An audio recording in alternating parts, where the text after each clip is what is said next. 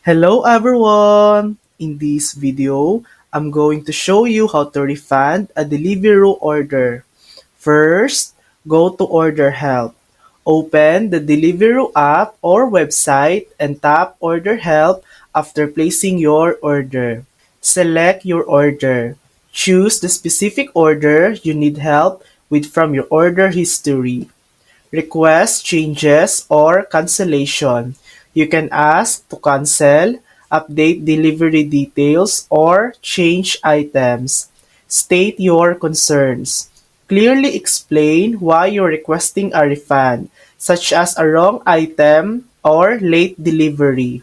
Wait for review.